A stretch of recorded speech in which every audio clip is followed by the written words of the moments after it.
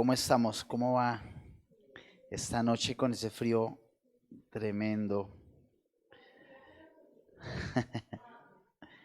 Bueno, el frío también es de Dios. Gracias a Dios por el frío que tenemos hoy. Em,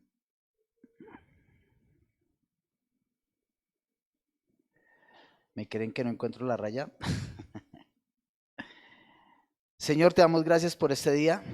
Gracias por enseñarnos que sin ti nada somos, que te necesitamos para vivir, que te necesitamos para respirar, que tú eres nuestro Dios, Señor, y que necesitamos de cada cosa que tú nos hablas. Nosotros como creación tuya no somos nada sin tu palabra. No somos nada sin tu espíritu. Aún no somos nada, somos barro en tus manos, Señor. Si tu aliento de vida no está en nosotros, Señor. Así que te damos gracias por tu gran amor, por tu bondad. Te pedimos perdón por nuestros pecados, por nuestras faltas, por lo que aún ha pasado por nuestra cabeza, Señor. Y te pedimos que por favor nos perdones, que nos ayudes a caminar hacia ti y que nos hables al corazón a cada uno con esas palabras que hoy tú traes para nosotros, Señor. Háblale aún al que está aquí delante, Señor. Te pido por favor, en el nombre de Cristo Jesús, Señor, que nos hagas entender más y más de tu palabra para que tu gloria se manifieste, Señor. En el nombre de Cristo Jesús, Señor. Bueno, hace 8 días comenzamos a hablar del perdón. Hoy es el segundo, como la terminación del estudio sobre el perdón. Y recordemos que terminamos diciendo que no debemos tomar el perdón como una opción, sino como una decisión obligatoria en obediencia a Dios. No es un sentimiento ni se hace porque alguien se lo merezca. El perdón es un acto de gracia. Y eso es lo que debemos entender, que nadie se merece el perdón, sino que se da gratis. Así como la palabra nos la dieron gratis y la debemos dar gratis, ¿no? Porque así como nos perdonó Dios, nosotros debemos entender que debemos perdonar a los otros por obediencia a ¿quién? Al Padre. En la palabra no encontramos la definición exacta de perdón, pero encontramos actitudes, encontramos corazones convencidos por el amor de Dios. Y quiero que tengamos un ejemplo hoy, que es el libro de Génesis, capítulo 45, del versículo 1 al 15, donde nos habla de José.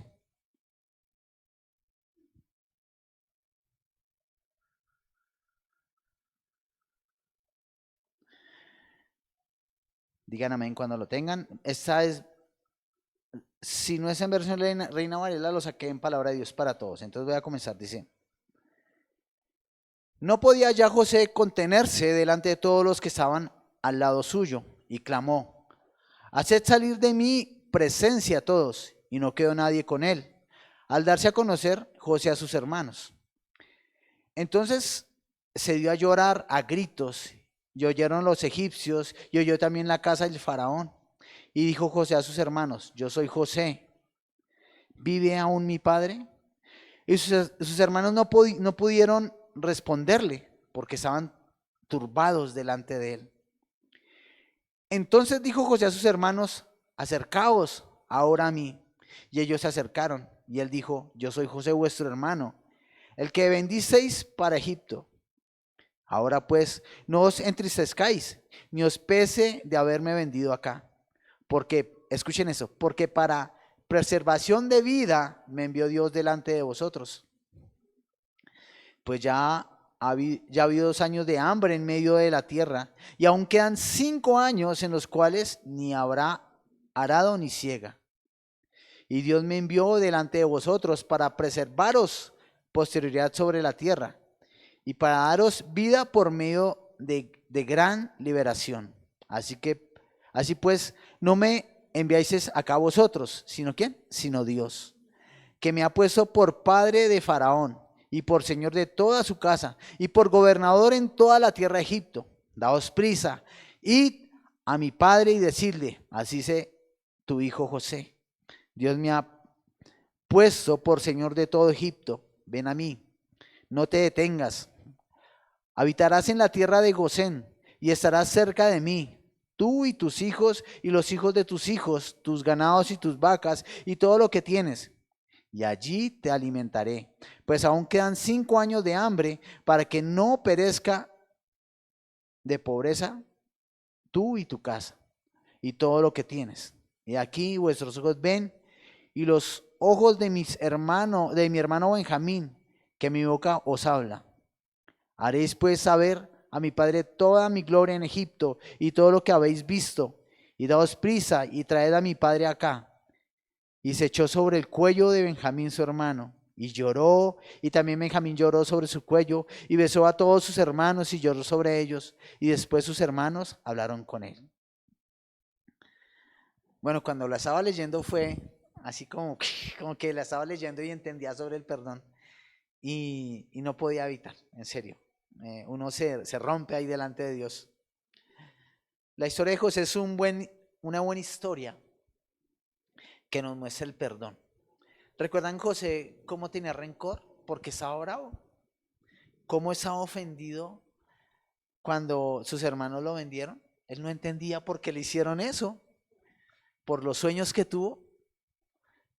Ellos estaban con envidia por lo que él había soñado. Pero José, a pesar de todo eso, logró entender el propósito de Dios. Y cuando uno está en medio de la tribulación y entiende el propósito de Dios, puede decir gloria a Dios. Porque Dios los lleva no a menos, los lleva a más. Y no por lo económico, por su crecimiento espiritual, porque si ven lo que pasa, al final hubo un perdón sincero de su corazón, porque él entendió que ese trato iba a hacer con él y que Dios lo había preparado para salvar su casa. Esa situación Dios la usó a favor de José y de toda su familia. Desde la venta de José como esclavo y el reencuentro con sus hermanos, ¿saben cuántos años pasaron? 22 años. 22 años aproximadamente donde José pasó por todo, por la ira, por el enojo, por el sufrimiento, abusaron de él, lo hicieron sufrir. Pero él siempre estaba pegado a Dios. Y Dios lo edificó en perdón en medio de todas esas situaciones. Lo molió, lo pasó por el molino, lo pasó por la cárcel, fue difamado, humillado, pero su fe en Dios nunca falló, fue puesta a prueba, pero él siempre estaba en su relación con Dios. ¿Cuán valiosa es la relación con Dios? Porque se muestra en medio del perdón. Y justo antes del reencuentro, Dios lo pone como el segundo en Egipto. 2 años antes de reencontrarse con su familia, José ya era el segundo en Egipto en el mando. Y era el que administraba Egipto completamente.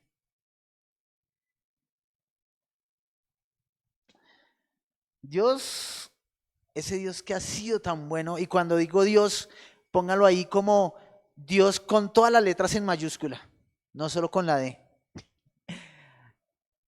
¿Saben? Cuando en el Antiguo Testamento escribían la palabra Señor, para mostrar a Dios, era todo con mayúscula, todo con mayúscula. Y nosotros debemos honrar a Dios por ese amor con el cual Él nos ha amado. Porque por su gracia hemos sido perdonados. Cuando entendemos el amor de Dios, podemos llegar a comprender que lo que nos haga cualquier persona a nosotros es una insignificancia. Porque es que para el ser humano entender la grandeza del amor de Dios y recibir su perdón es algo que nos saca del puesto y nos hace entender que cualquier cosa que me haga otra persona no tiene nada que ver, o sea, no tiene sentido. Él me está haciendo eso porque no conoce a Dios como yo lo conozco, porque Dios me perdonó mi pecado, perdonó mi maldad.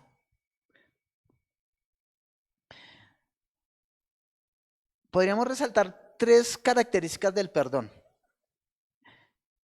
Tengámoslas muy en cuenta en nuestras vidas. La primera es no desear la venganza contra quien nos ofende o contra el ofensor.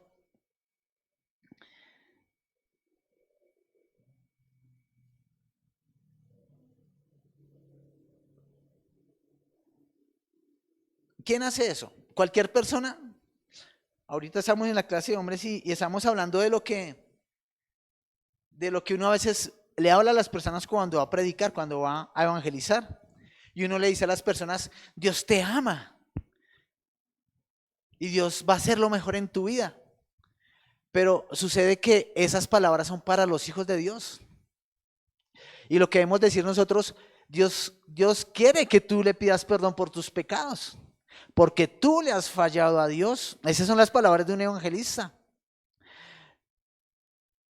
Porque muchas veces somos tan suaves para predicar de Dios, pero no somos claros porque no tenemos la claridad de que Dios nos perdonó nuestro pecado. Y que en Ezequiel, bueno, más adelante lo vamos a ver, Ezequiel 18:21, Él nos dijo algo. Pero miremos lo que dice en Juan 1:12, dice, mas a todos los que lo recibieron, a los que creen en su nombre, les dio la potestad de ser hechos hijos de Dios. Esos hijos que no se ofenden. Esos hijos que no se ofenden con el otro que lo ofendió. Esos que aprendieron a caminar como Dios manda. El segundo, no recordar con dolor la ofensa. Y nuestro más grande ejemplo es el mismo Dios. Miremos lo que dice en Ezequiel 18:21 al 23. Lo voy a leer en palabra de Dios para todos.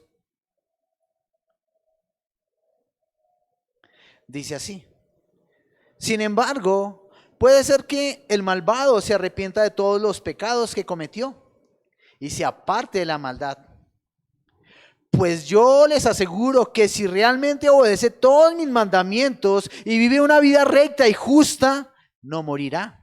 Al contrario, vivirá por causa de su rectitud. Y yo no volveré a acordarme de todos los pecados que cometió. Eso es lo que nos enseña Dios. Ezequiel 18:21 al 23. Él no se acuerda de los pecados de un hombre que arrepentido viene a pedir perdón sinceramente. Así que cuando hablamos de Dios en la calle, debemos invitar a la gente que busque a Dios pero en arrepentimiento. No vengas a Dios por la lista de mercado, ven a Dios porque realmente lo amas. El tercer punto, o la tercera característica del perdón, eres estar dispuesto a servir al ofensor. Oh, eso sí es duro. Eso sí es duro. Estar dispuesto a servir al ofensor.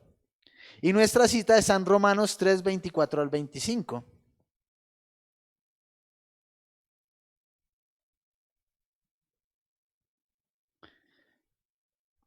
¿Por qué?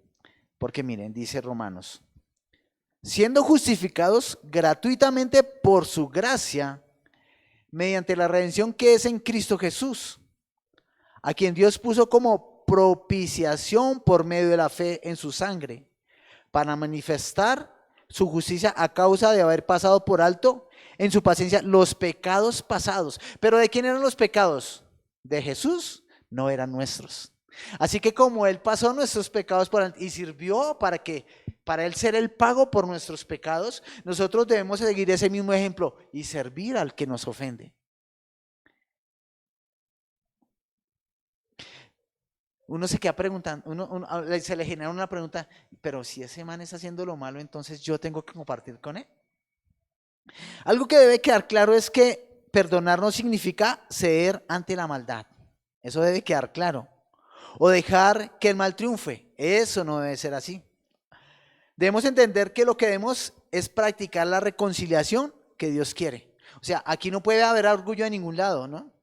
Cuando se pide perdón debe haber perdón de parte del otro lado también. Y debe haber una reconciliación. Y es esa reconciliación que Dios quiere. En la vida cristiana lo más importante no es quién tiene la razón, sino mostrar el carácter de Cristo en todo lo que hacemos. Debemos tener claro que perdonar es algo que el cristiano debe practicar en su vida, ya que es influenciado por el Espíritu Santo. Un cristiano de nombre que anda generalmente en su orgullo, dígase en que a veces como él quiere, en que toma a Dios en poco, en que su testimonio no es un testimonio de amor, ese no es un cristiano, es solo cristiano de nombre. Porque un cristiano influenciado por el Espíritu Santo, ¿qué hace? Bendice, busca la paz, busca la reconciliación. Y esa es una de las cosas que no debemos resistir, la presencia del Espíritu Santo. Creo que hoy Dios nos lo hablaba mucho.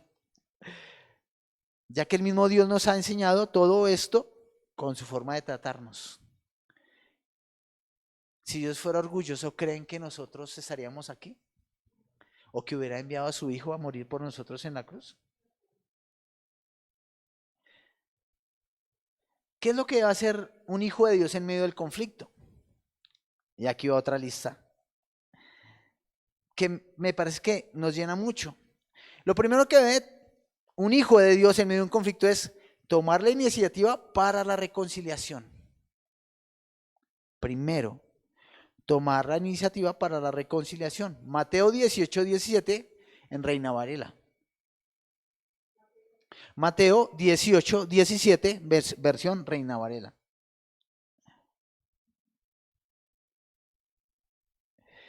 Y aquí nos habla de cuando hay que ir a exhortar a un hermano, a disciplinarlo, dice. Si no los oyere a ellos, dilo a la iglesia. Y si no lo oyere, y si no oyere a la iglesia, tenle por gentil y publicano. Siempre debemos ir a agotar todos los términos, ¿no? Primero hay que ir a hablar con el hermano. Pero si ven que esa relación es entre hermanos, es entre hombres de Dios. Porque alguien que no conoce a Dios, ¿cómo va a entender el amor de Dios?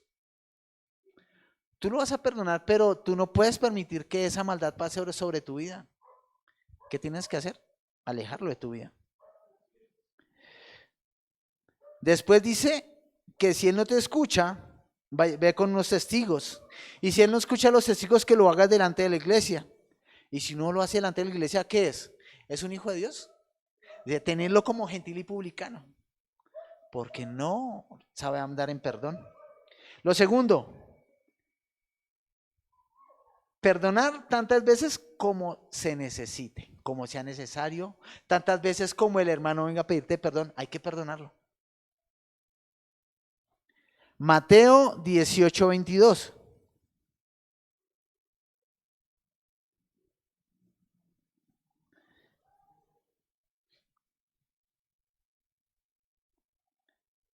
¿Qué dice? Jesús dijo, no te digo hasta 7, sino aún hasta 70 veces 7. ¿Por qué tantas veces? Porque el hermano está trabajando con su orgullo, o está trabajando con ese pecado que lo ofende o que te ofende a ti. Y está viniendo a reconocerte, ¿me perdonas? Fallé. Pero después sale y vuelve y le embarra, ¿me perdonas? ¿Que Jesús qué dice? ¿Hasta cuántas veces? 70 veces 7. Muchas veces, muchas veces. Tercero, un hijo de Dios, un cristiano, debe tomar la decisión de perdonar. Es una decisión. Hechos 7, 55, 60. Y en serio que lo que dice este pequeño parte de ese capítulo es durísimo. Pero recuerdan que Esteban y Juan fueron los que dijeron que lo sentara a un lado, a la derecha, a la izquierda de Jesús, que la mamá les decía, deja que mis hijos se sienten a tu derecha y a la izquierda cuando estés en tu gloria. Y Jesús les dijo, ¿serán capaces de ser bautizados, de tomar la misma copa de mi bautismo?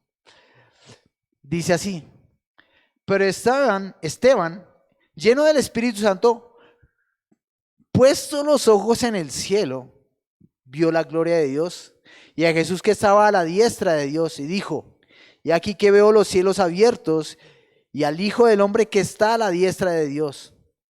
Entonces ellos, dando grandes voces, se taparon los oídos y arremetieron a una contra él. Y echándole fuera de la ciudad, le apedrearon. Y los testigos pusieron sus ropas a los pies de un joven que se llamaba Saulo. Y apedreaban a Esteban mientras él invocaba y decía, Señor Jesús, recibe mi espíritu. Y puesto de rodillas, clamó a gran voz: Señor, no les tomes en cuenta este pecado. Y habiendo dicho esto, murió. En el lecho de muerte, no en el lecho, en el punto de muerte, en el mismo lugar donde lo estaban apedreando, él decidió perdonar. ¿Quién enseñó a perdonar? Cristo. Él invocó las mismas palabras, él recordó las mismas palabras que Jesús había dicho. Y él fue su más grande ejemplo. Y ese fue el testimonio que él nos dejó. Yo creo que allí recordó cuando Jesús le dijo que si era capaz de tomar la misma copa de su bautismo. Cuarto, ser diligente en buscar la paz. Romanos 12, 14 al 18. Estoy leyendo. Esta que voy a leer es en versión Reina Valera. Romanos 12, 14 al 18.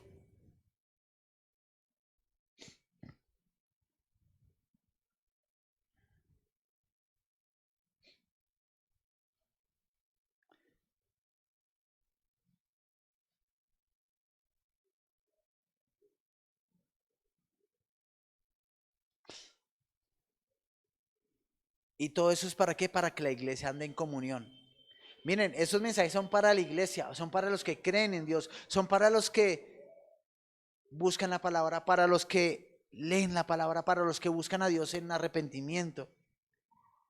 Una vez alguien me dijo, yo me incluyo ahí, porque alguien me dijo, ¿y ahora vas a predicar solo sobre arrepentimiento? Ahora es de los que va a estar siempre. Sí, siempre debemos estar en arrepentimiento delante de Dios. Siempre debemos reconocer que somos pecadores delante de Él. Romanos 12, 14 al 18 dice: bendecid a los que os persiguen, bendecid y no maldigáis. Gozaos con los que se gozan, llorad con los que lloran. Unánimes entre vosotros, no altivos. ¿Qué dice? No altivos, sino asociándoos con los humildes. No seáis sabios en vuestra propia opinión. No paguéis a nadie mal por mal. Procurad lo bueno delante de todos los hombres. Si es posible, en cuanto dependa de vosotros, estad en paz con todos los hombres. En lo que es posible. Estad en paz con todos. Y las palabras de Jesús. Eso le llaman las 6 antítesis de Jesús. Porque les aclara o nos aclara a todos cómo son las cosas. Cuando en el Sermón del Monte nos muestra esto, Mateo 5, 21 al 48. Los invito a que las lean, a que las estudien. Los invito a que las rumien como nos enseñaron en el discipulado. A que lo leamos y le pidamos a Dios que nos muestre qué es lo que hay allí. Versión, palabra de Dios para todos. Es más clara, un poco más clara. Mateo 5, 21 al 48. Ustedes han oído que se les dijo a los antepasados: no mates, y el que cometa asesinato tendrá que responder ante un juez. Pero ahora yo les digo que todo el que se enoje contra otro tendrá que responder ante el tribunal. El que insulte a alguien tendrá que responder ante el consejo, y el que maldiga a otro tendrá que responder por eso en el fuego del infierno.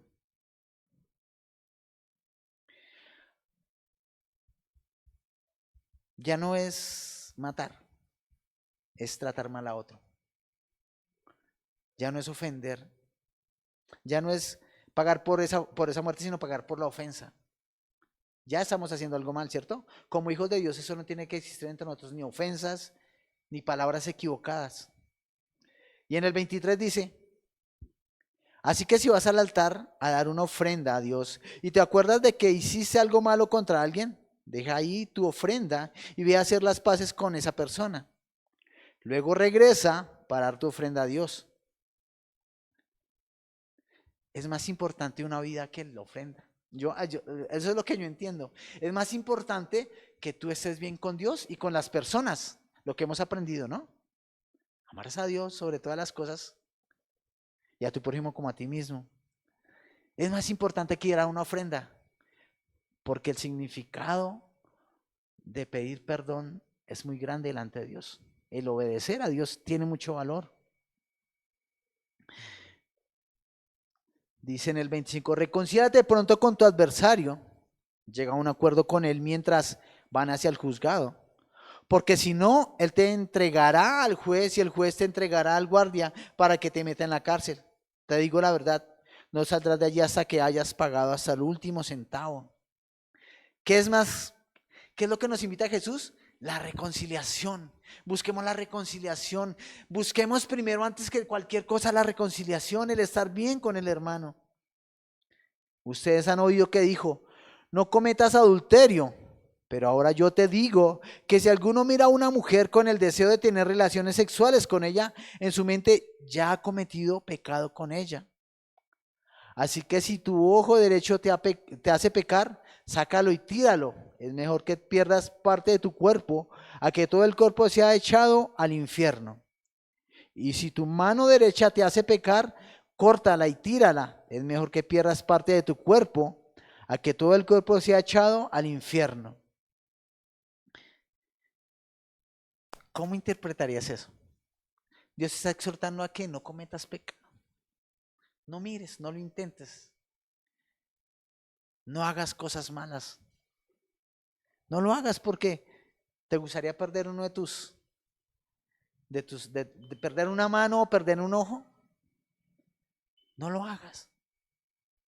Entrégale eso a Dios, entrégale ese pecado a Dios y pídele que Él te ayude. Él te va a ayudar, Él te va a dar la fortaleza. Dice en el 31, también se dijo antes, cualquiera que se divorcie de su esposa debe darle un certificado de divorcio. Pero ahora yo te digo, el hombre que se divorcia de su esposa, a no ser en caso de pecado sexual, hace que ella cometa adulterio. El hombre que se case con una mujer divorciada también está cometiendo adulterio.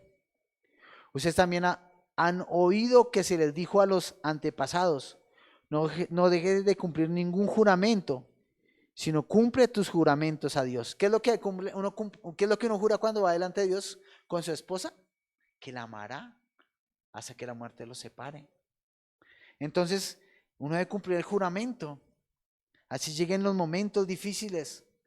Uno se comprometió con Dios. Dice en el 34, pero ahora yo les digo que es mejor que no jures por nada. No juren por el cielo, porque es el trono de Dios. No juren tampoco por la tierra, porque es de Dios. No juren por Jerusalén, porque también le pertenece a Él, el gran rey. Tampoco jures por tu cabeza, porque ni siquiera puedes hacer que un cabello sea negro o blanco. Si quieres decir sí, solamente di sí. Y si quieres decir no, solamente di no. Todo lo que se diga además viene del maligno. Que tu palabra sea sí, sí. Y si es no, pues es un no. Ustedes han oído que se dijo ojo por ojo y diente por diente. Pero ahora yo les digo, no te pongas en contra de una persona mala.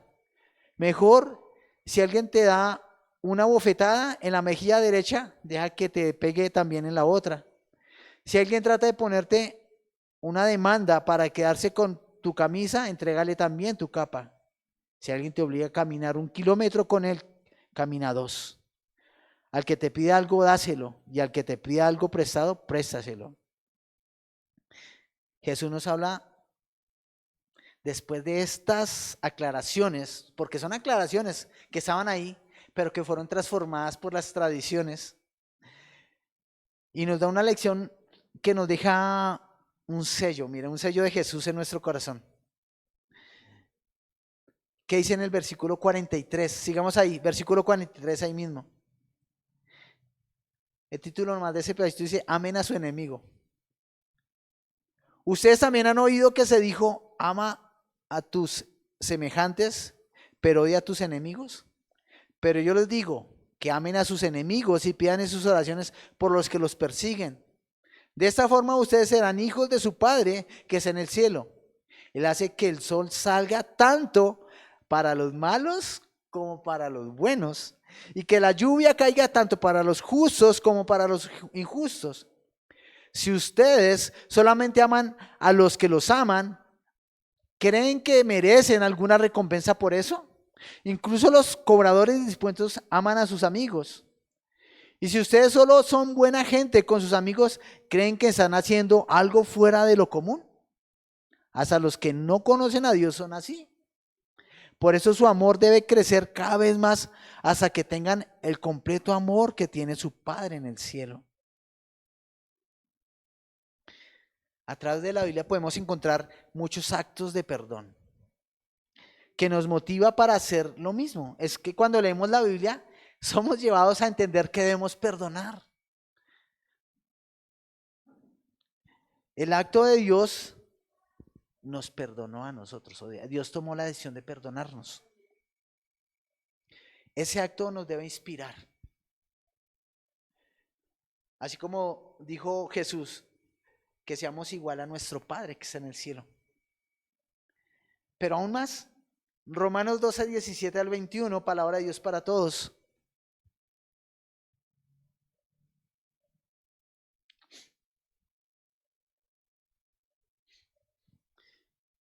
¿En qué se esforzó Pablo?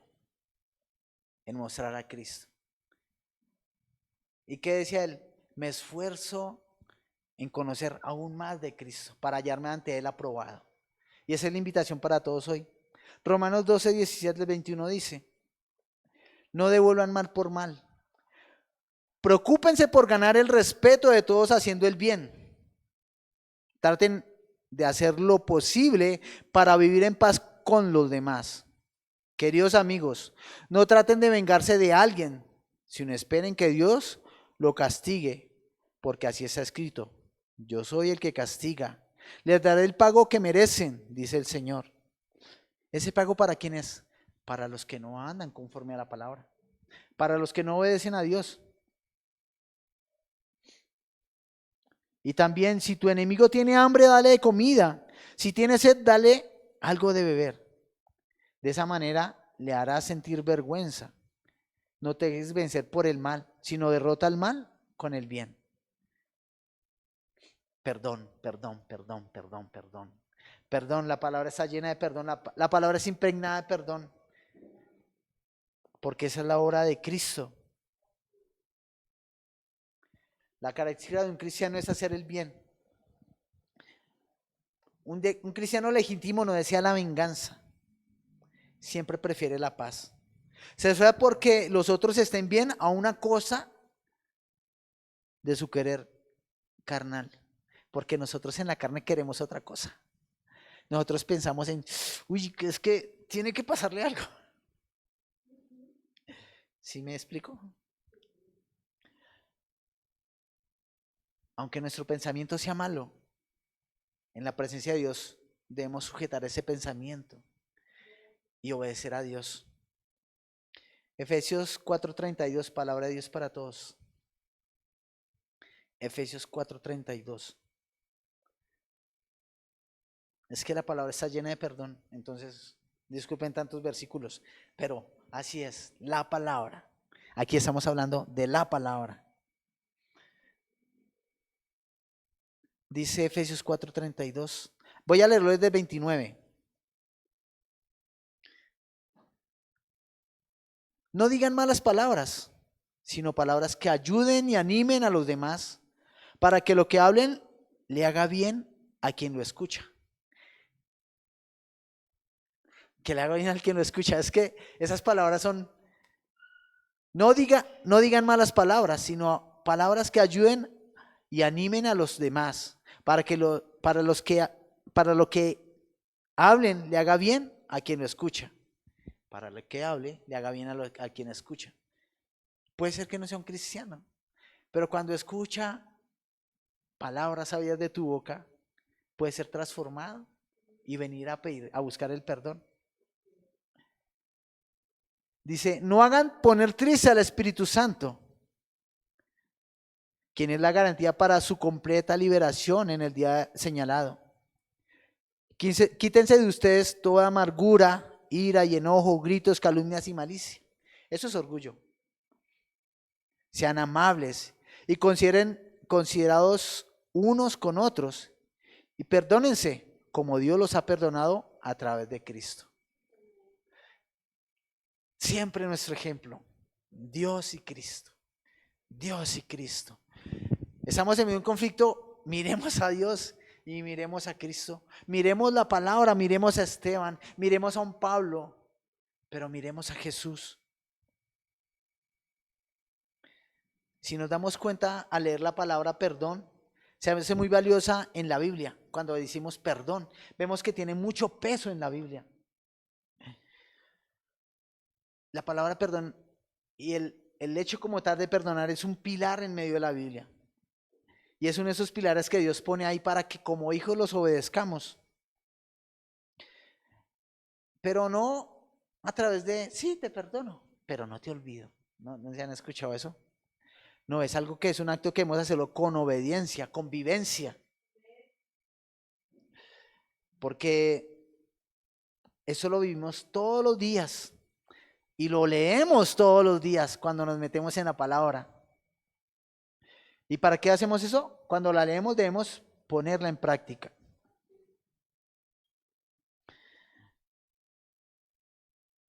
Yo nunca hablo de testimonios porque no me gusta que sean el centro de mi prédica. Aquí el centro quiero que entiendan que es Dios, que es Cristo y que ellos son los que nos enseñaron a perdonar.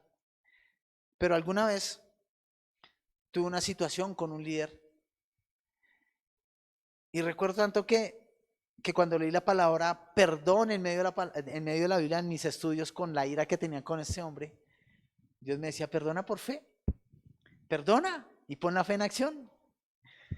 Y recuerdo que estábamos en medio de una reunión con pastores y con todo el tema y de pronto él dijo algo que me exasperó y yo me puse tan bravo que nunca me había visto así. A mí me temblaba la cara. Yo nunca me había visto así en mi vida, la primera y única vez. Y recuerdo que estaba ahí cuando viene eso que mi Dios me ha dado en mi tiempo de oración. Y yo tuve que frenar y todo el mundo me miraba así como que espantado porque yo estaba muy bravo. Y yo le dije, perdóneme hermano. Y eso fue como una revelación de Dios a mi vida. Y ahora que estoy haciendo el estudio fue tan claro ver todo eso que le doy gracias a Dios por enseñarme sobre el perdón. Sobre que se hace por fe. Sobre que se hace como una obediencia a Dios, se hace como obediencia a Dios, porque eso nos transforma la vida. Mateo 6, 14 al 15.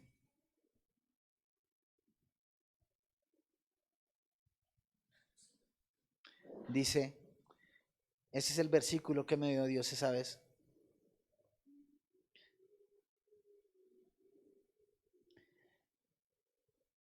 Porque si perdonáis a los hombres sus ofensas, os perdonará también a vosotros vuestro Padre Celestial. Mas si no perdonáis a los hombres sus ofensas, tampoco vuestro Padre os perdonará vuestras ofensas.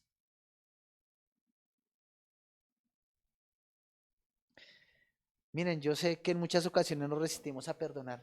Ha pasado, a todos nos pasa. Pero cuando hacemos eso es una clara ofensa contra Dios. Ofendemos a Dios cuando hacemos eso. Quien no perdona, desafía a Dios, porque ese corazón no ha decidido obedecer a Dios. El pecado domina a esa persona. El orgullo, querer hacer como le parece, decir una mentira para que el otro quede mal. Simplemente está tomando la justicia en sus manos. Pero debemos tener claro que eso es de Dios. Nosotros debemos morirnos a eso. Debemos tener clara la gracia de Dios como hijos, porque Él nos perdonó por su gracia. De gracia fuimos perdonados. El perdón es un regalo de Dios para nosotros. El perdón que otorgamos a los demás es un regalo de nosotros hacia ellos. Así que como Dios nos perdona por su gracia y misericordia, debemos perdonar a quien nos ofende. Espero que quede muy claro el tema del perdón en nuestras vidas. Y el por qué debemos obedecer es un mandato de Dios.